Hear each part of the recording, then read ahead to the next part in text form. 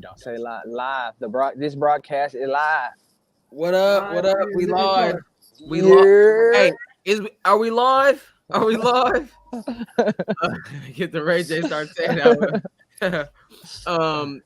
PR Project episode number, I think 7, 8, 9, one of them. But this is the episode after Boston, pre Eugene.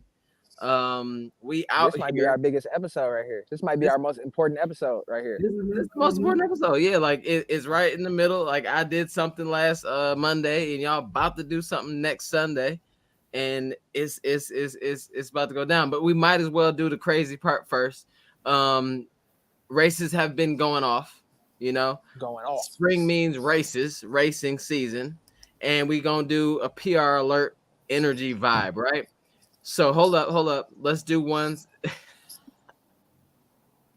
What's that? We're gonna jump over to Aaron, who's on location. What's going on, guys? It's Aaron. I'm on location in Detroit, Michigan. I'm outside of the bar with a bunch of marathoners and half marathoners, and we're gonna go in and we're gonna have a chat with them. All right. So hold up. Let me get you in the right view here. You might. Okay. So first. Let's talk about some people who may not be in there. Yeah. Is Lance in there? No. Lance is not in there. So Lance ran and tied his PR. Tied his PR. 2:47:15.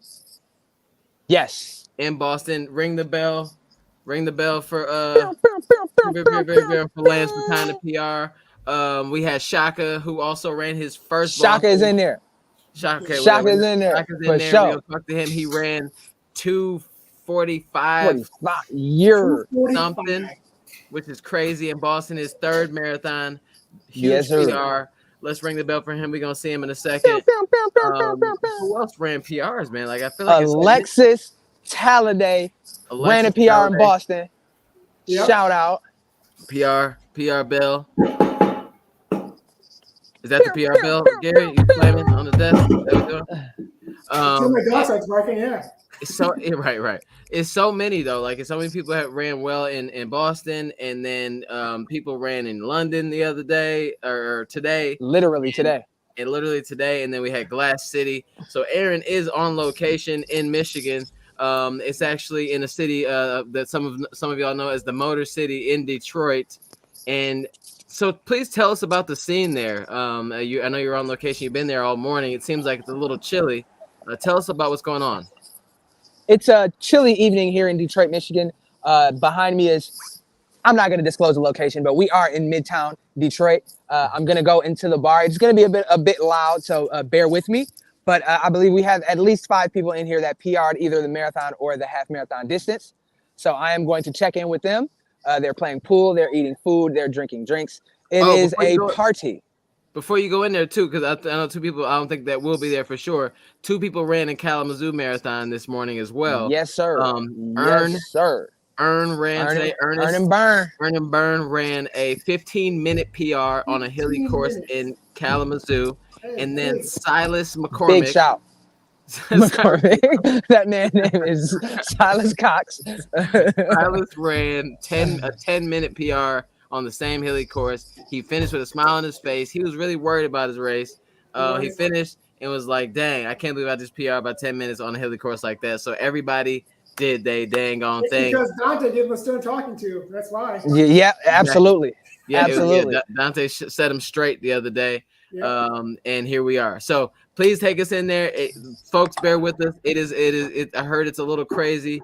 It's a raucous scene here, but I'm going to do my best. This is like you're gonna have to unplug it. You're gonna have to unplug the headphones. There you go. I'm unplugged. Okay, all right. All right, where we at? Okay. We'll go Shaka first. Okay, we got Shaka. We'll go Shaka first. Excuse me. I didn't. All right. Okay. So we for the big work that you put in. What's up? Congratulations. Congratulations on the PR. Congratulations on the PR, brother. Hey, man. Hey, I don't know what y'all saying, but we're talking about Boston. We're talking about taking yourself to the next step. It don't matter if you're in Boston. It don't matter if you're in Toledo. It's all about the work and the mentality. You know, being confident, and when times get tough, just pushing through. You know, that's it, man. You know, so that's what I did. That's what I kept in my mind in Boston. You know, I was confident in the work I put in prior to Boston, but at the same time, you know, that we're talking about conditions we didn't expect, rain, crazy hills. Hey, push through, baby. Hey, That's a true champion right there. Shout out Shaka Duke, 245 in Boston. Big time work. Next up, who do we have? We'll go to. I don't know. I feel like this is Blair Witch Project. Put Doug in here. This is chaotic. I don't know if this is the greatest cinema right now, but That's good stuff. I can't find Dante. First time marathoner Johnny. What up, man? I'm out here, man. Johnny, first time marathon. My first marathon. Thank God. Wisdom, learn from these guys, man. I appreciate all y'all. Much love, man. Be back next year. Yes, sir. Yes, sir. Yes, sir. We got some more. We got another first time marathoner. Greg, say what up. You see it. That's what's up. Oh, There big she PR. There she is. So this one ran. How did you feel, Dante? Give us the soundbite. It feels great. I did really well. My training held up. It was awesome. We love to see it. So they're gonna congregate and do some speaking, but we are in the field. I'm right. Al Allen. We are in the field. I'm All right, sorry, yeah. that was chaotic. If you guys couldn't hear anything, that's not on me.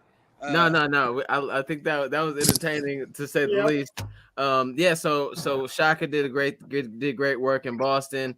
A bunch of first time marathoners there. Actually, the last person there was Dante. Her first marathon was today, and she also qualified for Boston at the same damn time, which is a big deal. She was worried about it, but she ran 3:28 something. So 3:28:29. 3:28:29. Amazing job. Today was a great day in for We Run 313 for all the people around it. Good times for real.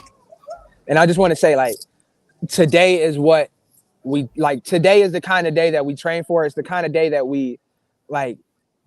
We look forward to when we're planning our races.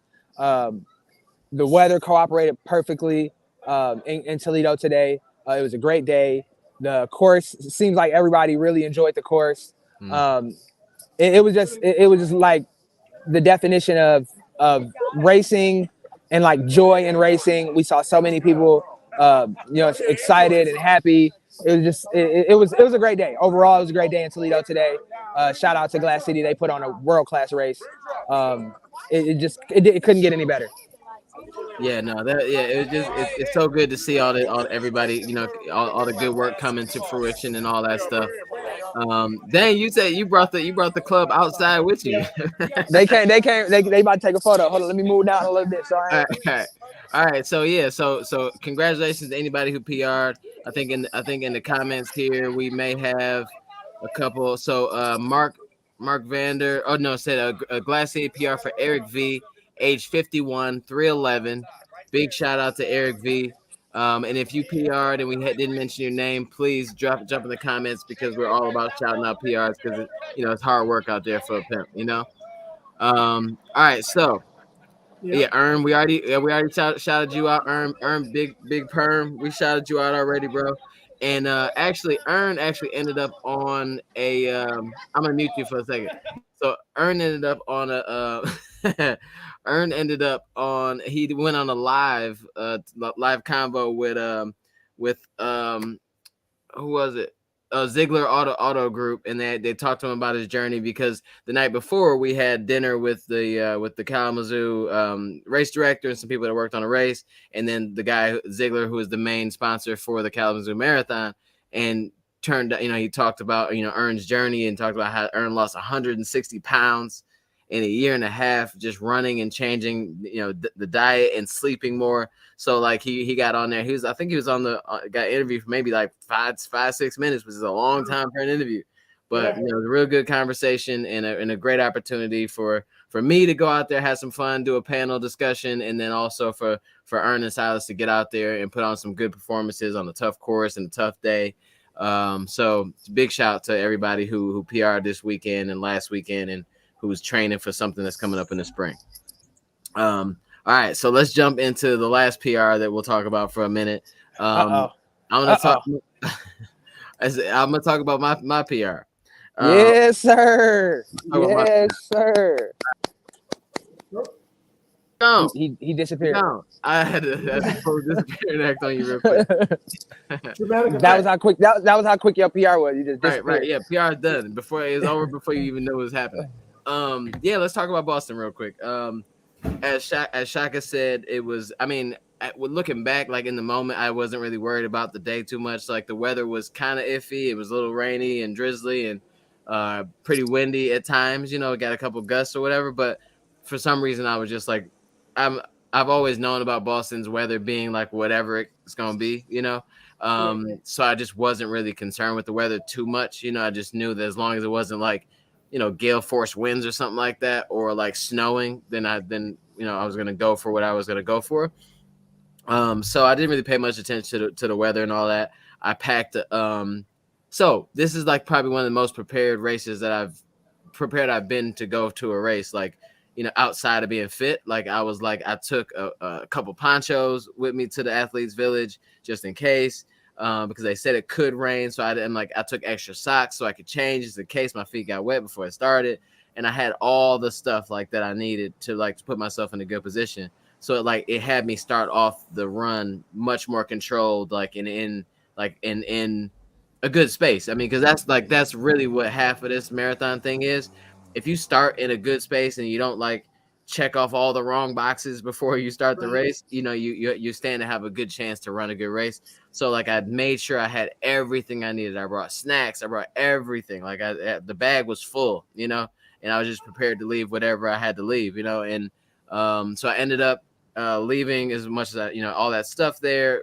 Went to the start line, shed my shirt at the very last minute. That's the thing in Boston. Like some of these races, they try to make you throw away, get rid of your throwaway clothes super early, and then by the time you get to because they don't want everybody doing it at the end. But by the time you get to the corral, you got to wait 10 minutes in the cold.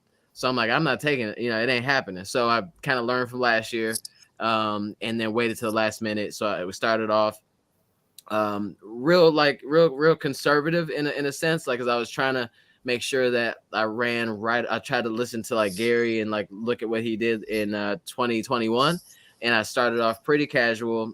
Stayed around the pace that I my goal marathon pace, and maybe just below it, to not below it, but right around it or slower, just a tiny bit slower, just to really use that first couple miles to really get in the groove, even though it's super downhill. I wasn't jamming up to stops to slow down. I was letting it free, but I wasn't pushing at all.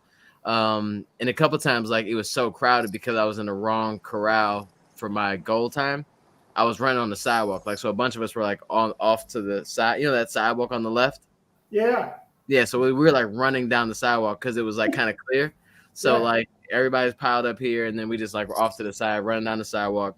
But so the thing I did that I think everybody could take, depending on if you've been in the race before, or if you know someone that's been in a particular marathon, is break the marathon up into certain segments.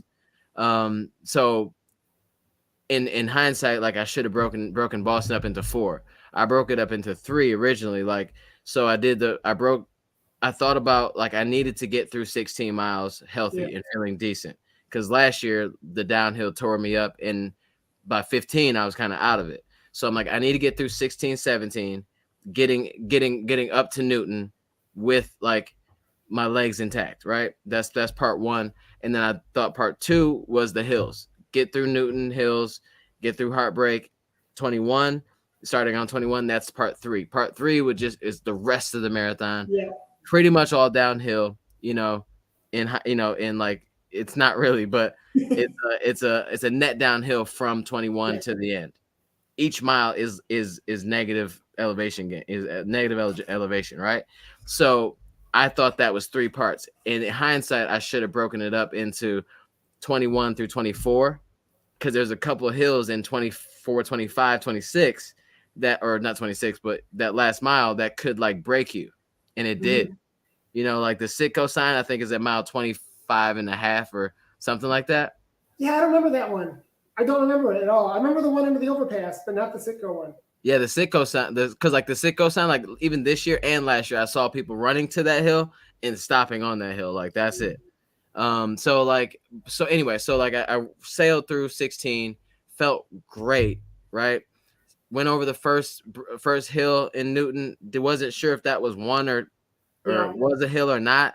I'm like, is that one of them, or is that just like, I don't know. And then the second one was a hill for sure. I'm like, I'm hoping that was not the first one. I hope it was the second one, because I can't do 3 more of these. And then the third hill was a monster. Yeah. It was like I got to the top of the third hill.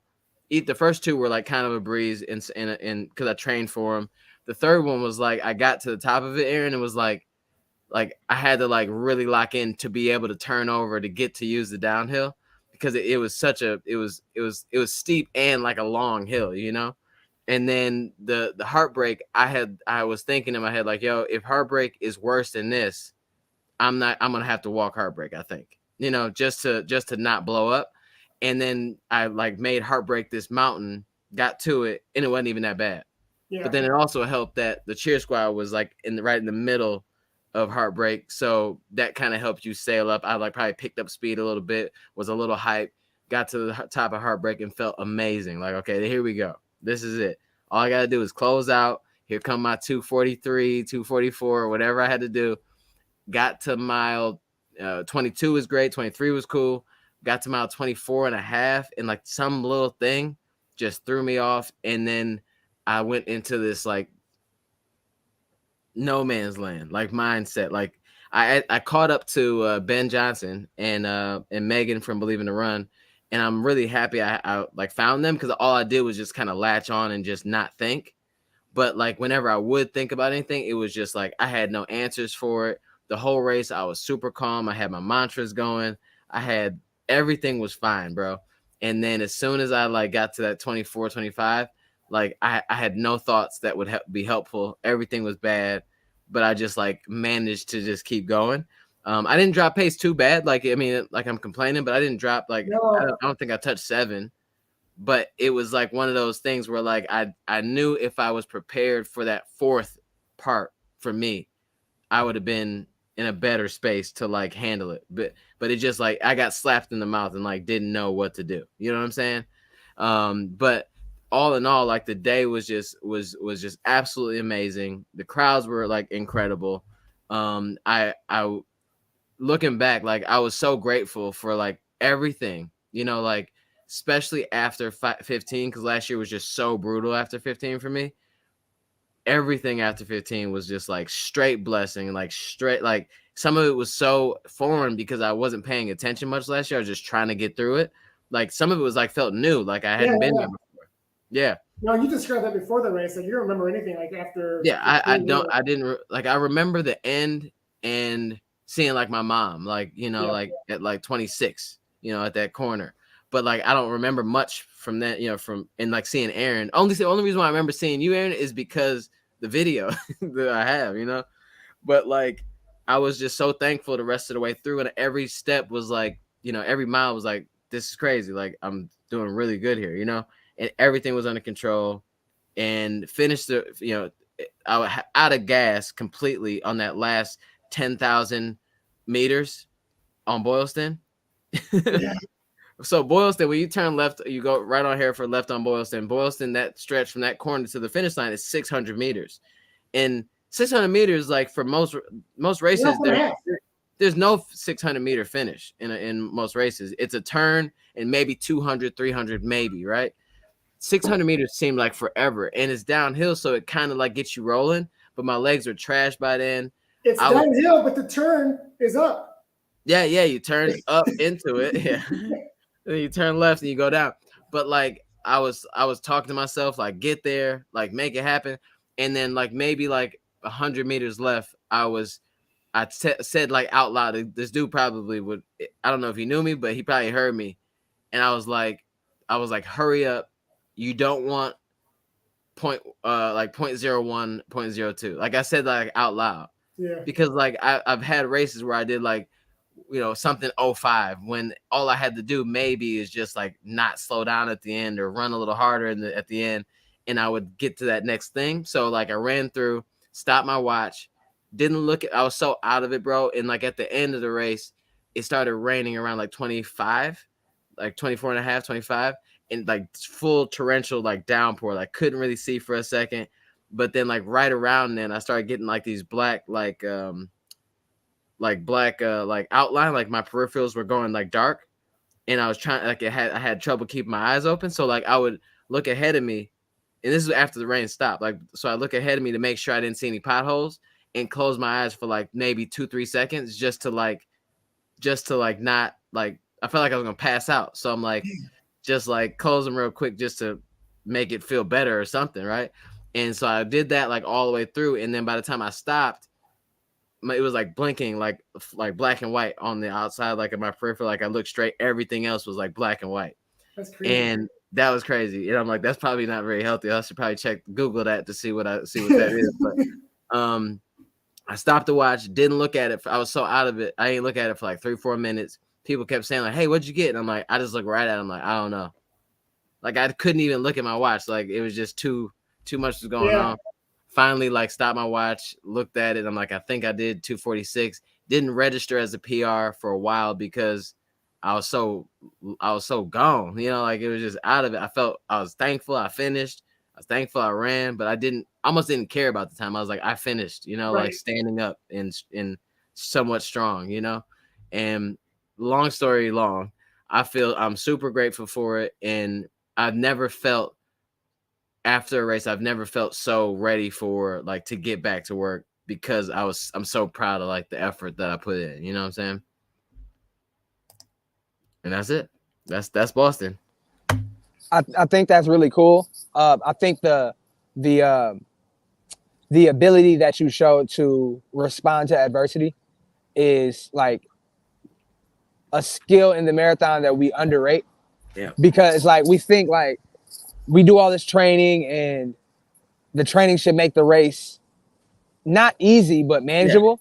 Yeah. But there's things that I guess Gary didn't agree. Gary didn't like that. But there's things that's going to happen on race day that you can't prepare for. Yeah. And that's kind of what I told Dante at the start line today. I said it's gonna hurt, but don't preemptively think about it hurting before it starts hurting. Like don't let your mind drift to a place where like, is it hurting yet? Like don't like they say, Seneca said, don't suffer imagined troubles. Like don't suffer imagined troubles out there. Wait until it actually hurts, until you feel like you have to start going to those monitors or gritting your teeth or doing whatever you have to do to get through it. But like there's things that happen to your body in a marathon that usually never happen. It might be the first time it ever happened to you in your running journey. So to know that you have to be prepared for that, but also having the tools to be able to respond and respond quickly and like bounce back.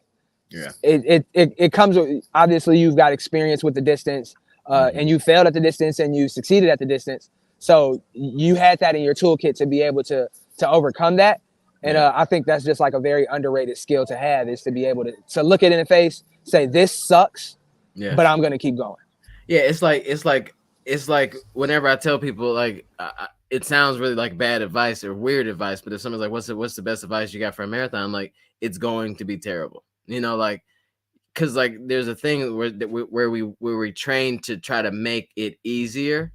You know what I'm saying? Like if you have a goal and you're training for this goal and it's like a scary one or whatever, and you're trying to like PR or go for whatever you're trying to go for, no matter how much you train, it's going to get really tough at some point, and if you aren't ready, like you said, if you're not or even aware that it's going to be, and it could start being terrible at mile 10, but you may still have it all the way to the end. But if you're not ready for it to be terrible or have rough patches, it'll just send you into like this whole I mean, you just won't be able to. You just can't get over it. You know, being surprised by like something is in the marathon is not good. Is recipe for disaster.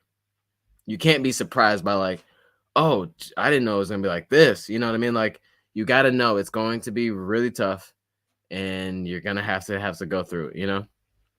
Yeah, I think it's like keeping the panic meter below 5 out of 10.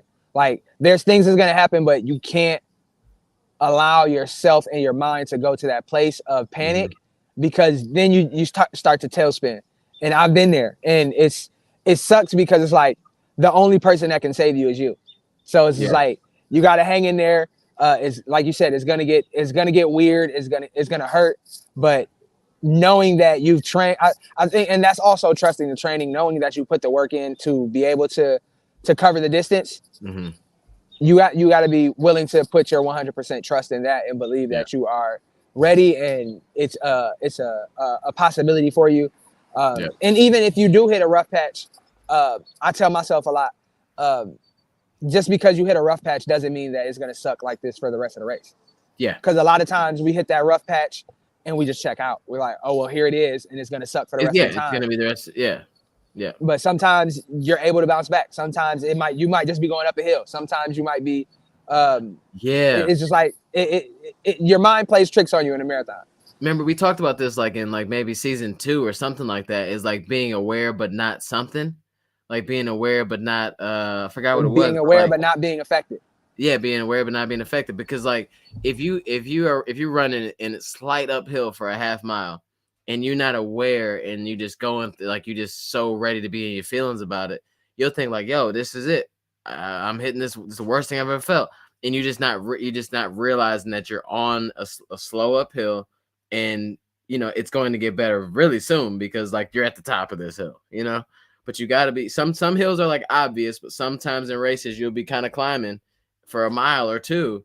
And if you're not aware of that moment, you know, because you looked at the, you know, the map and you looked at the elevation changes, you are aware this part of the race probably is going to be real sketchy, but this other side is going to be better because the next 3 miles are downhill. So just be aware though too. Oh, and I bust out these boys. Bust out these Vaporfly Next Percent 3. Just came out like a little bit before Boston, and I like them a lot. I'm a big fan. I've always been a big fan of the Vaporfly series. And I all through, like, I mean, I felt like trash at the end, but I felt poppy. I felt like they were light. They did well in the rain.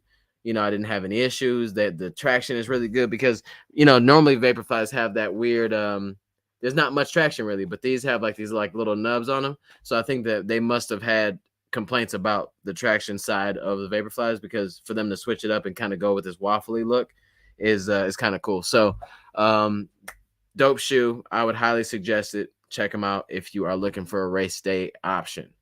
All right, let's Eugene it real quick. Let's Eugene it. So we are 7 days away. Uh-oh, you muted, Gary. And he said, no, I'm not. Uh-oh. Can you hear Gary, Aaron?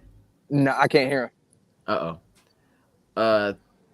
This is crazy. I don't think Gary said anything the entire episode so far. So I think that's probably why, because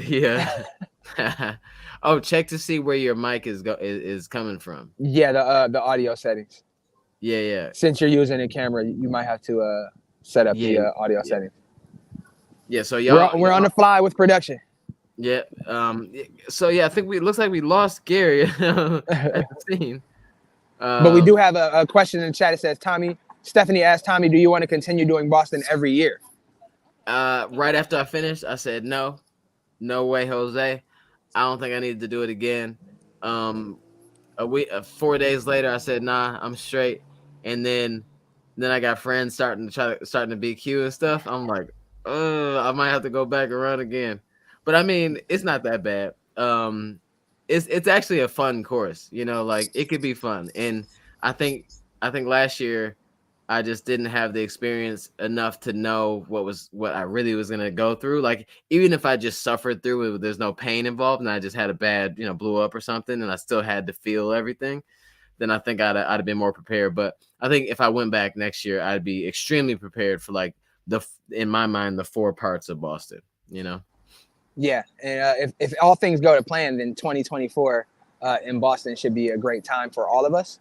So yeah, hopefully we've checked off quite a few of the list of the people that we want there. So hopefully we can we can just keep adding to it, man. It's crazy. Yeah, man. It's So insane. Yeah, like we might as well talk about. Well, we'll wait. Well, we don't have to wait for Gary all the way because he'll jump in, but because you guys have Eugene in 7 days, and when I say like y'all training, y'all been locked in, putting up numbers, crazy miles, crazy workouts. How you feeling, bro? Man, I think today, just seeing everybody compete at Glass City, seeing everybody just like get after it, like being at the start line for Glass City today gave me that feeling of like, oh, like this is a start line, like this is a race, like I can feel like it's something. I don't think there's anything I've ever done in my life that like gives you that feeling, just that collective like anxious energy that you feel at a start line, because everybody there, whether it's their first time running a half marathon, first time running a marathon, first time racing ever in life, or if they're going after that BQ, or even if, what I'm saying, the elites up front that want to win the race, everybody is just like bubbling with this anxiety, just this anxiousness of attempting to do something that they might think in the back of their mind that they may not be capable of doing. And they put all this work in and did all this preparation for it. So yeah, like being at Glass City today, kind of like reassured me that I want to race and I really want to do well. Training went well. We had some hiccups, but no training block is perfect. I saw Steve Magnus actually talking about optimizing failure, and I thought that was really cool. Basically, the premise was if you're nailing all your workouts, then your training probably isn't optimized, because you should fail. You should have a failure rate of about 5% when it comes to workouts, just to make sure that you are still challenging yourself and you're still pushing right up against that line.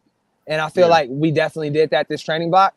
And I feel like I talked to Justin from Run Detroit. He said he ran Eugene a few times.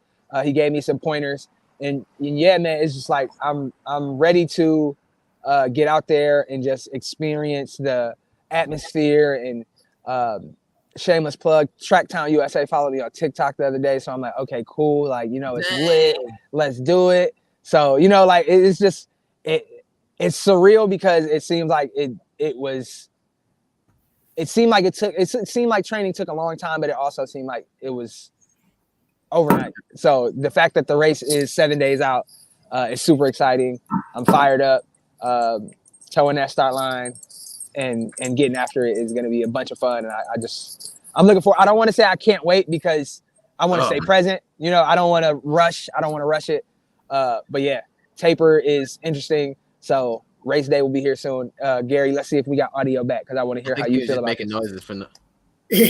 Yes, sir. We had to get off the new webcam, so I might be on the old one. But no, I'm not sure what Aaron said at the beginning, but seeing all these PRs, seeing everybody doing so well in Boston and today in Toledo and in Kalamazoo, you get you hyped, and plus, like I said, the PRs everybody's putting in, like people are running good races right now, and that's exciting. And and I know how hard we've trained. I know how hard everybody else has been training. It just bodes well for the work that we've been putting in. So now it's game plan time and making sure that we stay healthy and keep our mentals going and get to Eugene healthy and ready to go. I've been listening to all the feedback from Tommie and from Shaka and Lance and Ern and everybody on their Instagram talking about what's going on. The Cydia stuff, listening to all that feedback. Tommie, I thought your interview with Erica was really good because she kind of gave the play-by-play of the race itself, and that kind of helps. So I'm hyped. I'm ready to go. But like Aaron said, I also got 7 more days. So Yeah, I mean, but so really, y'all only have, to me, I mean, you do have 7 days till race day, but to me, you only really have like what Monday, Tuesday, Wednesday, and Thursday. So you really got 4 more days because Thursday night we hop on a plane and head to Eugene. So I mean, yeah, like just make it to, let's just get to DTW, you know what I'm saying? Hop on that flight and you'll be in race weekend by then. And that's because like that's the difference. Like I thought about that too. Like once you get on that plane to Boston or to Eugene or to wherever and you're gone for that weekend, you already in the race thing. You know what I'm saying? So everything else is pretty smooth sailing from there. As long as you bring all your tools and your foam roller and all that stuff, you should be good to go. Yeah. Oh, you muted still. I said I got a birthday to make it through too, so we'll see how that goes. Wait, dang, your birthday's the 25th. Yeah, Tuesday. So, dang. So that's interesting. But I meant to say, I totally blanked on PR shout outs. Lindsey Jones. Lindsey ran 125 today and a half. Crushed it. 125 and a half. Crushed it, bro. Crushed it. Absolutely killed it. Shout out to another one of our training buddies, Big LJ. She made it happen out there in Glass City as well. She said that her coach, so Sydney is her coach, and she said that she was throwing out these super lofty numbers and she wasn't sure if she could do it. Yeah. And she would be just fine if she ran 129 or anything below. And she went out and smashed it, ran 125. Today was great. Today was absolutely spectacular. Like it was just for our group and just for everyone there, it was great. Did y'all see Ari's gonna be in Eugene too? Yeah. So Ari's gonna be in Eugene. Dyra coming to run the 5K and try to beat on Flap Jill. She gonna do Flap Jill real dirty, smoking Flap Jill pack. She gonna run past Flap Jill talking about come on with me. Come on with me. You know she got that real nice voice. Come with me, you can do it. But for real though, like honestly, everybody in here, Alexis saying best wishes for a great race, Aaron and Gary. Thank you so much. Arnie ran Boston as well. Great race. Best of luck, Aaron and Gary. Get it. Gotta run Boston again, Tommie. I don't know. I don't got to. But yeah, man, and the weather's looking good for next weekend as well. So trust me, I've been incessantly watching it. Like the weather has caught up. The weather has caught up. Yep, and then if you click on it, it'll give you the day, and I'm just like, let me look at 7 o'clock to 10 o'clock. That's all I care about right now. Yep. Right, 7 o'clock to 10 o'clock. Y'all it could be 115 degrees and snowing at 10:30. As long as we make it through. As long as we make it through the 3 hours that we need to be nice. I'm cool with it. Like we can be snowed in for the rest of the time. Yeah, no, I'm super pumped to see what y'all do. And be there, just enjoy the weekend because it's gonna be a lot going on. I mean, Eugene's a staple in American running, and just to be there and kind of be on that vibe, and then see y'all finish in Hayward Field, legendary track and field location. I mean, that's like the capital of American track and field right there, pretty much. So yeah, it should be dope. Some really cool panels. They're gonna have Alice and Mariela Desir there. They're gonna have Allie on the run, she's gonna be there as well. It's gonna be Shalane Flanagan. Allie on the runs interviewing Shalane Flanagan, so that should be cool. Yeah. And there's gonna be a Nike shakeout run, I think like at 10 o'clock on Saturday at the Nike store in Eugene. We're definitely invited, but I don't know what we're doing as a plan to do anything with them or not, but we will be there. So if you're gonna be in Eugene, check us out. We're gonna be at the Nike shakeout run on Saturday at 10 o'clock at the Nike outlet there. It's not even a Nike outlet. It's just a Nike. No, it's the real Nike store. Yeah, it's the real Nike store. I want to. Des is gonna be there too. Who? Des Linden. Oh yeah. Des gonna be there. She'll be talking about her book. So I'm listening to her book right now, and it's really good. It's really good. Yeah, she gets into the to the Kevin and Keith Hansen vibe and talks about that relationship. It's not as harsh as it sounded, so far. It's just she kind of peppers it through, because they had a They had to, because like she rose, you know what I mean? Like, yeah. she really like jumped and she had to like she had to like reevaluate her relationship with that, because like you qualify for the Olympics, and then you go, like as you go up, you gotta have those conversations. Like, and the way that Hanson seemed to be set up was more for that underdog runner who, if you tell him like you get to keep all your winnings, that's a plus, Yeah. But on the other side of it, I'm doing all you get this same thing as everybody else, feel like a college but paid vibe. And she like, no, look, I'm damn near a superstar, so we're not doing that. Hold on, let me see. Come on, Alexis. Come on. Come If I get had some pancakes. unlimited resources, I would be there. Yeah, unlimited resources, spend the money, because you would spend it on pancakes anyway. You could definitely beat Flap Jill. Like really, It's an investment. It's an investment. It's an investment, right? Make you strong. Yes. Right. So yeah, I thought that was you talking. I'm like, what's going on? But yeah, so yeah, I appreciate everybody tapping in and saying wish, because there's lots happening on the Instagram right now. I didn't get hacked. I didn't get hacked. Oh my God. Imposter. Let me say that. There's an imposter among us. I got an imposter. There's an imposter among us. Cracking. Yeah, and we'd be remiss to not talk about just briefly the situation in Boston. I know it's been rehashed a bunch of times. No. Let's talk about all the way. Yeah. So yeah. I'll intro it. There were some issues between Pioneers Run Club and Trailblazers Running Company, I believe is the name of it. The cheer squad at mile 21 at Boston. They were subject to some over policing. A police presence was brought out to block the cheer squad from cheering the runners along on the course. This didn't happen to any other cheer squad on the course at the Boston Marathon. And as we know, the city of Boston, and by extension, the Boston Marathon, has had issues with inclusivity and fair treatment of people of color, and not only people of color, Black people as well, more specifically. So there's been a very grassroots pushback against that, led by those run clubs and a larger, more than just the people, more than just Black runners, more than just runners of color, but also our allies in the white community as well has jumped in and made their voices heard on this topic. Tommie, you were there, and you've interviewed some people. You spoke about this quite a bit. Yeah, let's just kind of hear what you have to say about it. Yeah, you sounded like a. That was like me doing my outside the lines, bro. That was outside the lines. I'm like, oh man, I could not be on ESPN because that fallen under pressure.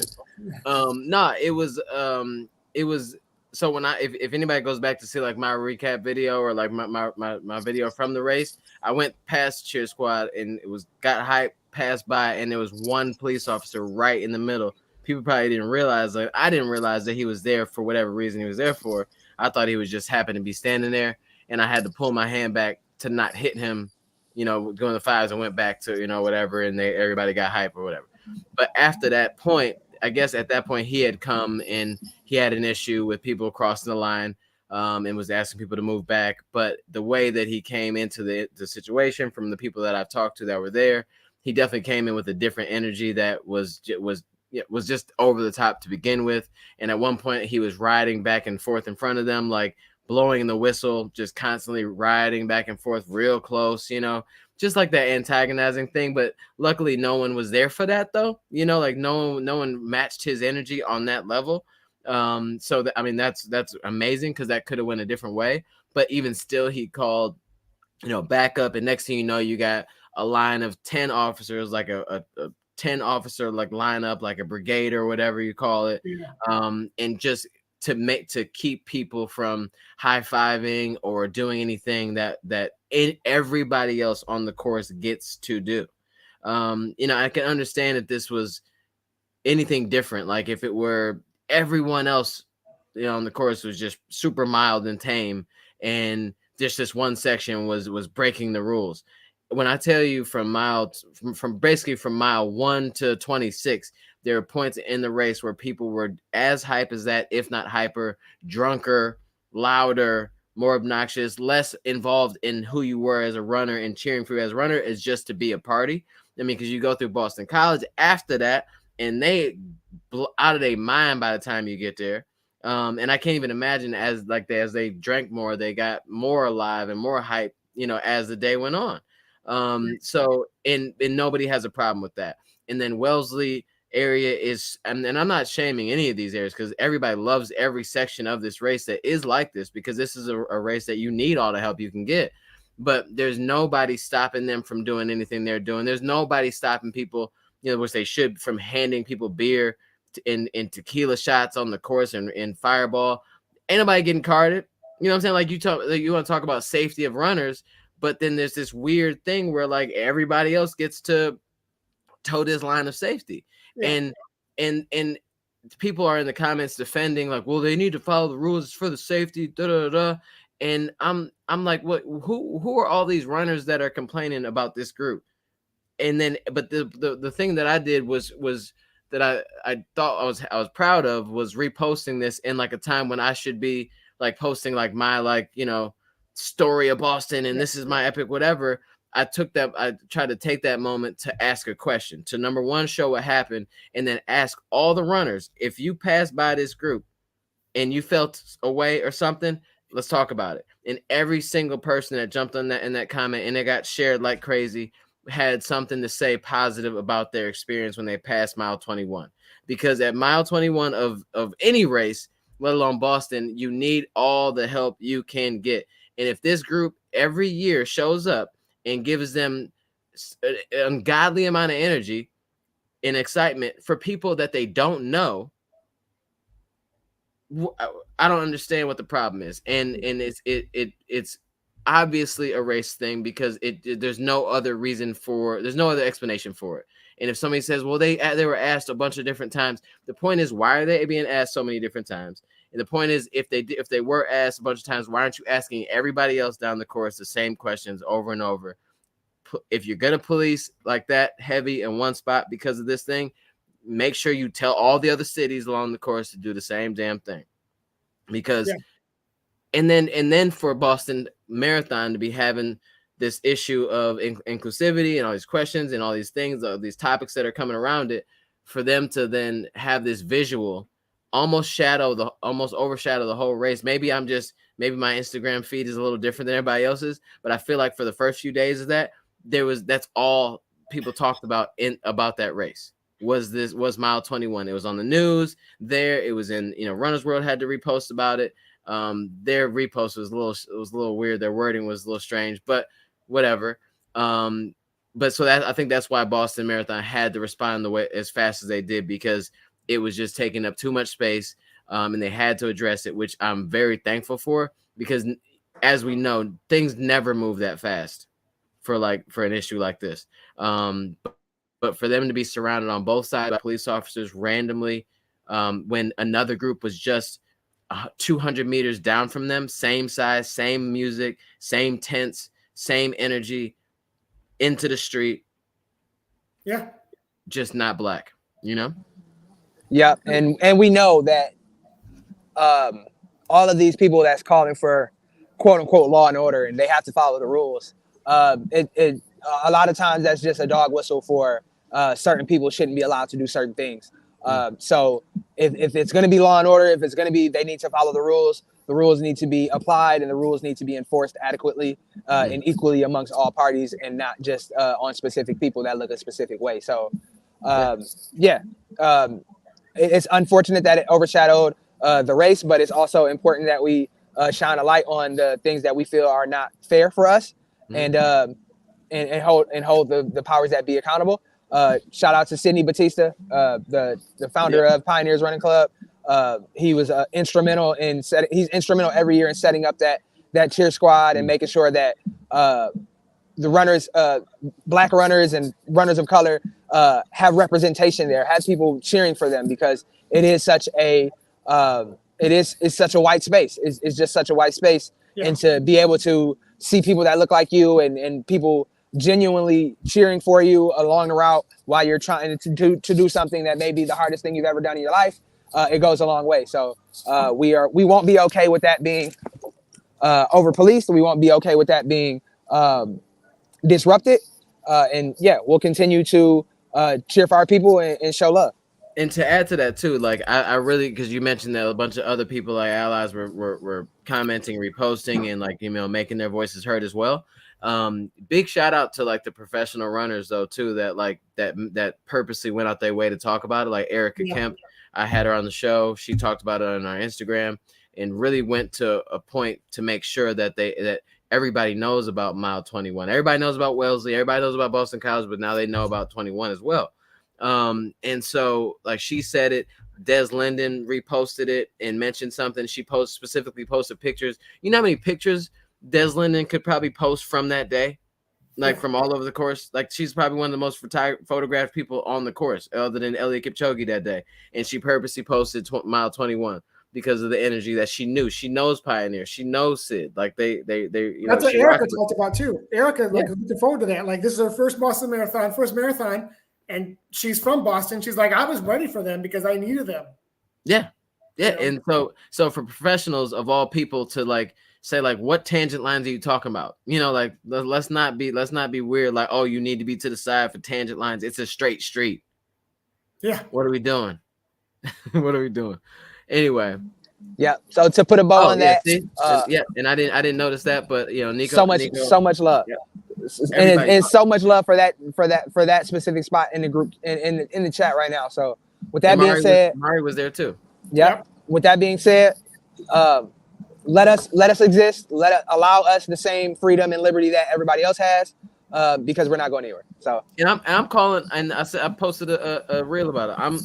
I think it would be, and other things have to happen with the Newton police because they were the ones who did their thing. This was not the BAA didn't. I mean, from what we know, BAA didn't send the boogeyman down there. Yeah.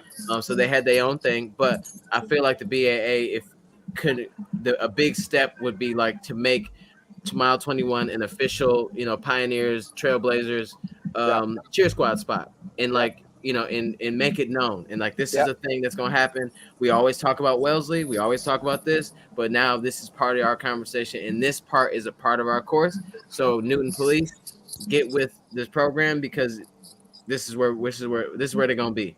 Yeah. And they're going to be respectful just like they were last year. They're going to be respectful and having fun and doing their thing just like everybody else. Yep. New tradition. Yeah. So I think that was very much needed. But we also have some great news. We will be tapping in with we will be taking over the Eugene Marathon Instagram account one more time, going live. I believe we're doing it on Wednesday. Did we come to an agreement on that?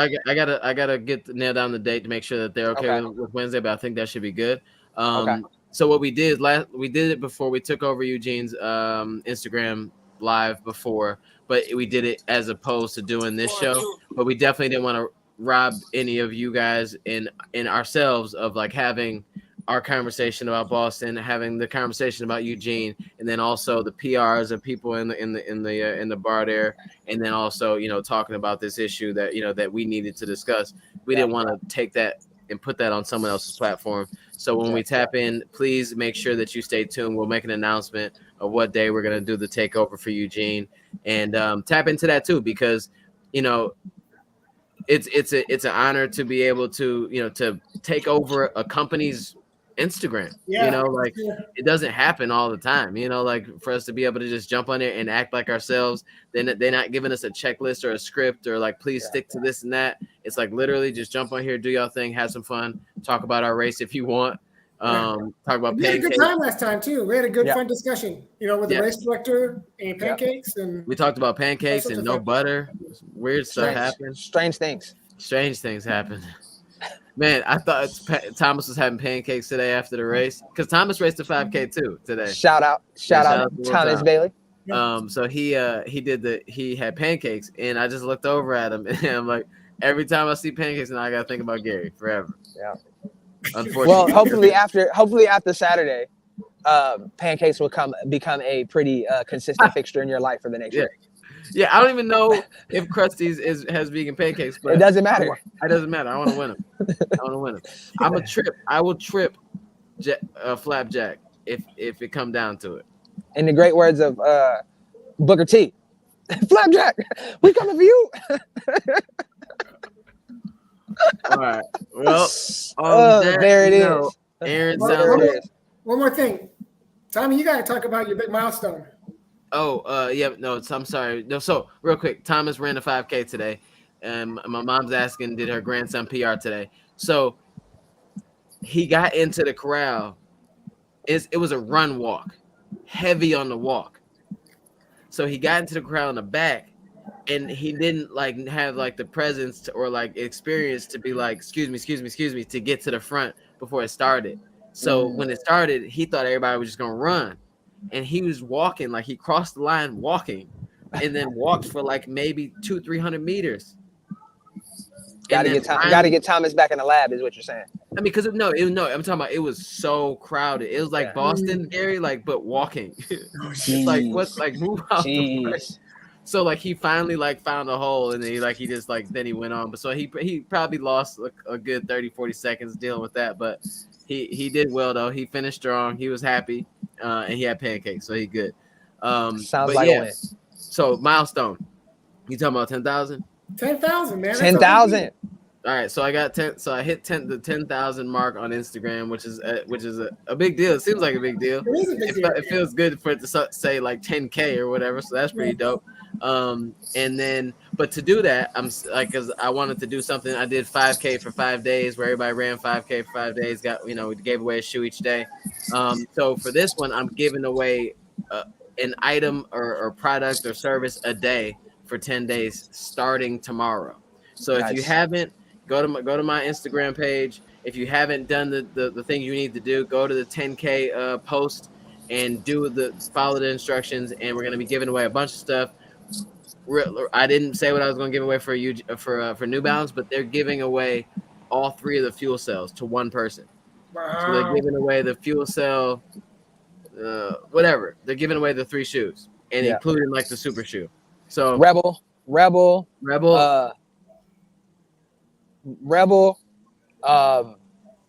is the other one? The one we just got.